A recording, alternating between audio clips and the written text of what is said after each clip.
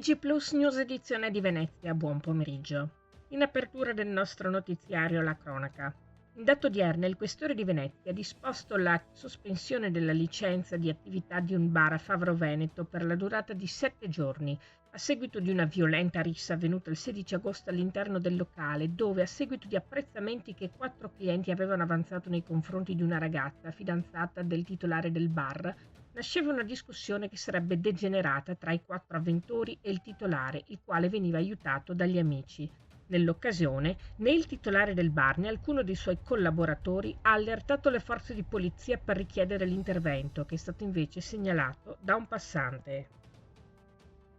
All'inizio della settimana, nello scalo ferroviario di Venezia Santa Lucia, il personale Polfer in servizio di vigilanza è prontamente intervenuto per sedare una lite scoppiata tra due persone per futili motivi. A seguito dell'identificazione dei due contendenti, i poliziotti hanno proceduto all'arresto di uno di loro, un 34enne di origine straniera, gravato da numerosi precedenti penali, che è risultato destinatario di un ordine restrittivo emesso dalla Procura di Bologna, dovendo espiare la pena di 7 mesi e 28 giorni di reclusione. Dopo gli accertamenti di rito e la compilazione degli atti a suo carico, l'uomo è stato portato nella casa circondariale di Venezia.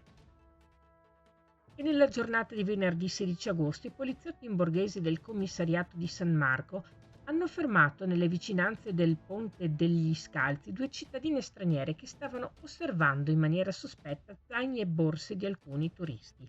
Le 2 donne, alla vista degli agenti, cercavano velocemente di dileguarsi, ma venivano bloccate e all'esito dei controlli di rito le stesse non riuscivano a giustificare la loro presenza e risultavano avere vari precedenti per reati di natura predatoria e patrimoniale.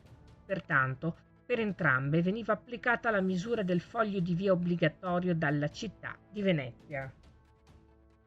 E sempre nel fine settimana è stato munito di analogo provvedimento di allontanamento dal Comune di Venezia e deferito all'autorità giudiziaria per possesso ingiustificato di oggetti atti allo scasso anche un cittadino italiano già noto alle forze dell'ordine. L'uomo, che si trovava nei pressi dei giardini adiacenti alla stazione di Venezia Santa Lucia, alla vista dei poliziotti ha cercato di eludere il controllo. Fermato, è stato trovato in possesso di alcuni cacciaviti e altri arnesi atti ad aprire o forzare serrature, accuratamente nascosti nello zaino, che sono stati posti sotto sequestro. Questa era la nostra ultima notizia. Grazie per essere stati con noi. Arrivederci.